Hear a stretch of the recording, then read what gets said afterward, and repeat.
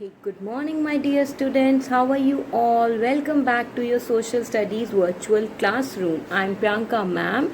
So, today in this module, we are going to continue with our political science chapter 4 democracy.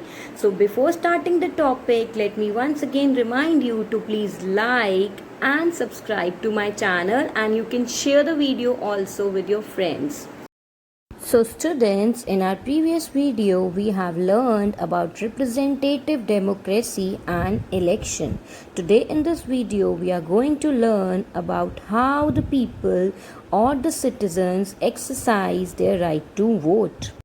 So, you all have learned that in our country, India, we follow the system of universal adult franchise. This gives everyone who is 18 years and above the right to vote. As a responsible citizen, we should all exercise this right very carefully. But unfortunately, many people do not cast their votes. Some are too lazy, others are indifferent and feel that their vote will not gonna make any difference. And sometimes people are not at all aware about the candidates and they cannot even decide who will be the right choice. It is very unfortunate that people are not aware that exercising their vote is one of their prime duties as citizens. If they will not involve themselves in the election process, unsuitable people or candidates are likely to get elected, and this will harm the development of our country. The voters sometimes also faces the problem of having to choose among a large number of candidates. At this time, it is every voter's duty to find out about each candidate, and he should also acquire knowledge about programs and objectives of various parties, as each vote is precious and should be cast very carefully. Sometimes candidates mislead voters by using unfair methods for their own interests.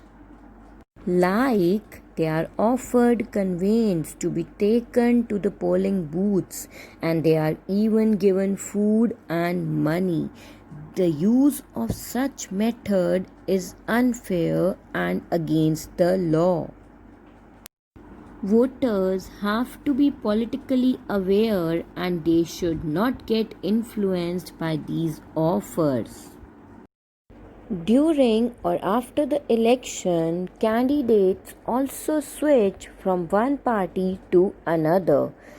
The candidate who defects shows that she or he is not sincere and is only working for her or his own interest and not for the public welfare.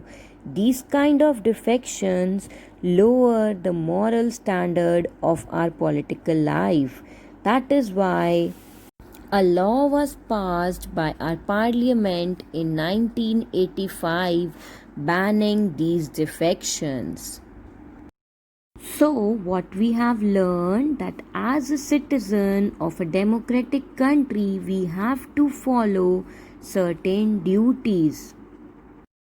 First one is to guard and uphold the system of representative democracy. Then, we must ensure that our elected representatives should be honest, sincere, and dedicated people who do not get influenced by narrow considerations of caste or religion. We should also take keen interest in the political life of our country and educate ourselves and others also about its functioning.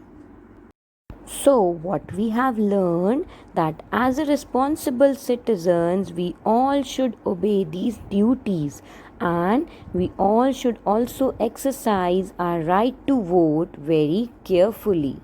These are two home task questions for you. You have to do these in your notebook, and if you have any query, you can anytime ask me in the comment box. But do write your name and section, please.